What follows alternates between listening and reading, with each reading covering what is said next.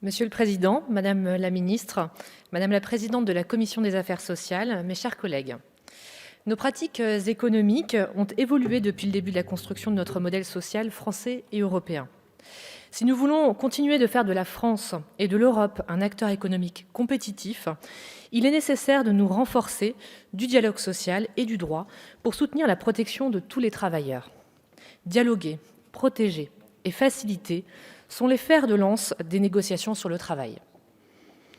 Les plateformes numériques, dont font partie les plateformes de mobilité, qui mettent en relation sous forme dématérialisée des personnes en vue de la vente d'un bien ou d'un service, se sont beaucoup développées dans tous les pays et influent sur nos modes de consommation et sur les relations au travail. Alors que la place dans l'économie française des travailleurs de plateforme s'accroît, il n'existe pas de statistiques officielles permettant de quantifier précisément la part des travailleurs dont l'activité repose sur l'utilisation des plateformes.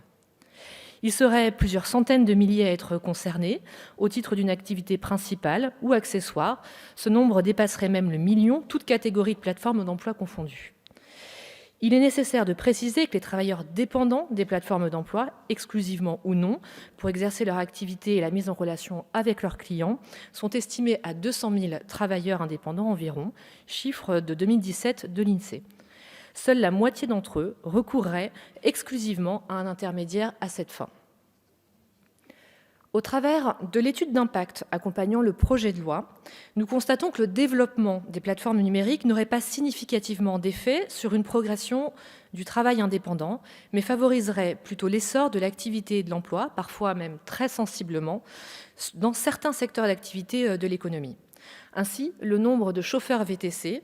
a connu une hausse spectaculaire en 10 ans, passant de moins de 2 000 à plus de 33 000 entre 2008 et 2018.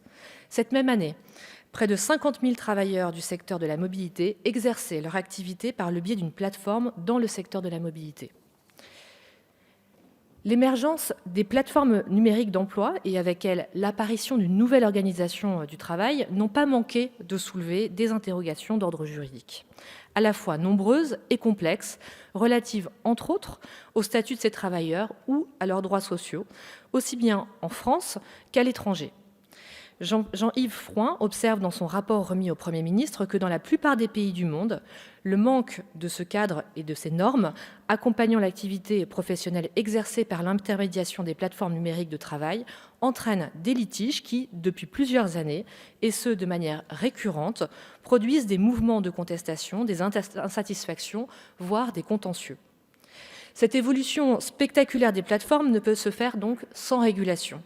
En effet, l'économie développée avec les plateformes a des conséquences sociales et politiques profondes que notre société doit penser dans ses implications. D'ailleurs, la régulation de l'écosystème des plateformes numériques, sous une forme ou sur une autre, est d'ores et déjà une réalité, même naissante, dans un certain nombre de pays. La France, considérée comme l'un des États les plus avancés dans la construction d'une législation destinée à améliorer les conditions de travail et la protection sociale de ces travailleurs des plateformes, a déjà porté plusieurs axes de régulation, Madame la Ministre l'a rappelé. Je pense notamment en 2016 à la réforme loi El Khomri, qui posait le principe de la responsabilité sociale des plateformes à l'égard des travailleurs indépendants, responsabilité qui consiste dans la prise en charge d'une assurance couvrant le risque d'accident du travail,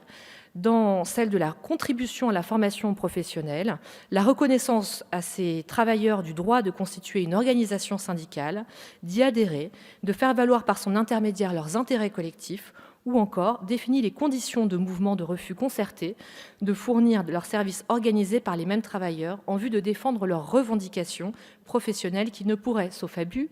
ni engager leur responsabilité contractuelle, ni constituer un motif de rupture de leur relation avec les plateformes, ni même justifier de mesures les pénalisant dans l'exercice de leur activité. Je pense également aux mesures prises en 2018 avec la LOM, pour laquelle la majorité a ajouté une nouvelle pierre à l'édifice encore récent de la responsabilité sociale des travailleurs de plateforme. Tous les travailleurs indépendants recourant pour leur activité à une ou plusieurs plateformes se sont vus reconnaître un droit d'accès à l'ensemble des données concernant leurs activités propres au sein au sein de la ou des plateformes en question. De plus, une charte déterminant les conditions et modalités d'exercice de leurs responsabilités sociales, définissant leurs droits et obligations, ainsi que ceux des travailleurs avec lesquels elles sont en relation, peuvent être conclues.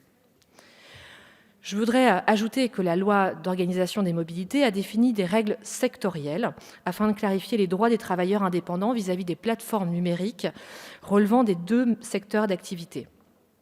Les plateformes sont désormais tenues de communiquer aux travailleurs, lorsqu'elles leur proposent une prestation, la distance couverte par cette prestation et le prix minimal garanti dont ils bénéficieront. Elles ne peuvent mettre fin à la relation contractuelle qui les unit à ces travailleurs au motif qu'ils auraient refusé une ou plusieurs propositions de prestations de transport ou qu'ils auraient exercé leur droit à la déconnexion durant leur plage horaire d'activité, qu'ils choisissent du reste librement. Et pour plus de transparence, elles doivent publier sur leur site internet des indicateurs relatifs à la durée et aux revenus d'activité des travailleurs en lien avec elles. Enfin, la majorité a, à travers la LOM, ouvert la voie à la construction d'un véritable dialogue social entre les plateformes numériques et les travailleurs indépendants qui y recourent pour leur activité dans les secteurs de la conduite de VTC ou la livraison de marchandises, en autorisant le gouvernement à prendre par ordonnance les mesures relevant de la loi afin de déterminer les modalités de représentation de ces travailleurs et les conditions d'exercice de cette représentation. C'est sur ce fondement qu'a vu le jour l'ordonnance du 21 avril 2021 qui définit les modalités en question et charge un nouvel établissement public, l'Autorité des relations sociales et des plateformes d'emploi, ou ARP, de la régulation des relations sociales entre les plateformes et les travailleurs, notamment en assurant la diffusion d'informations et en favorisant la concertation. L'article 1er du présent projet de loi que nous allons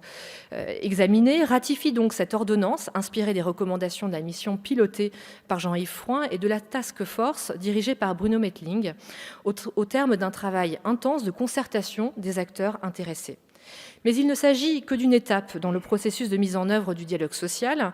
que j'ai évoqué, laquelle suppose, vous le savez, l'adoption de mesures complémentaires. C'est pourquoi l'article 2 confie au gouvernement le soin de prendre par ordonnance les dispositions nécessaires à la poursuite de l'édification de ce dialogue, ce qui implique, premièrement, de compléter les dispositions organisant le dialogue social de secteur, en définissant notamment l'objet et le contenu des accords conclus à ce niveau, les conditions de leur application et les articulations de ces accords avec les dispositions légales et réglementaires, les accords de plateforme ou les contrats conclus entre les travailleurs et les plateformes. Deuxièmement, d'arrêter les règles organisant le dialogue social au niveau de chacune des plateformes relevant des 2 secteurs d'activité concernés, en définissant, là encore, l'objet et le contenu des accords conclus à ce niveau, les conditions de leur négociation et de leur conclusion, et de leur durée de validité ou d'articulation de ces accords avec les autres textes créateurs de droit. Et troisièmement, il a pour initiative de doter l'autorité des relations sociales des plateformes d'emploi de nouvelles prérogatives consistant à fixer la liste des organisations représentatives des plateformes au niveau des secteurs, à homologuer au nom de l'État les accords de secteur ou encore à exercer un rôle d'expertise, d'analyse et de proposition concernant l'activité des plateformes et de leurs travailleurs. Parallèlement, l'article 2 du projet de loi autorise le gouvernement à compléter les obligations incombant aux plateformes à l'égard des travailleurs dans le but de renforcer l'autonomie de ces derniers dans l'exercice de leur activité, de telle sorte qu'il soit établi que celle-ci s'exerce réellement dans des conditions du travail indépendant, car il est nécessaire de définir les limites aux plateformes dans un principe de responsabilité vis-à-vis des travailleurs indépendants. Le délai d'habilitation, initialement fixé à 18 mois, est donc réduit à 12 mois à l'initiative de la Commission des affaires sociales. Il laissera au gouvernement un temps suffisant pour mener à bien le travail de concertation préalable avec les différentes parties prenantes. Il lui permettra aussi de tenir pleinement compte des solutions que la Commission européenne aura retenues pour améliorer les droits des travailleurs des plateformes, ainsi que des lignes directrices qu'elle aura édictées sur la question de la compatibilité entre les accords issus de la négociation collective organisée au niveau des secteurs et des plateformes et le droit de la concurrence européen. Mes chers collègues, les attentes sont fortes. Les propos des personnes que nous avons entendues l'ont une nouvelle fois démontré. Elles sont légitimes et doivent à l'évidence être traduites en actes. Je reste donc convaincue que le dialogue social est incontournable pour un meilleur équilibre entre ces acteurs et est la condition d'un développement économique socialement responsable. Avec ce projet de loi, la majorité présidentielle s'emploie à faire de cet objectif une réalité. Je vous remercie.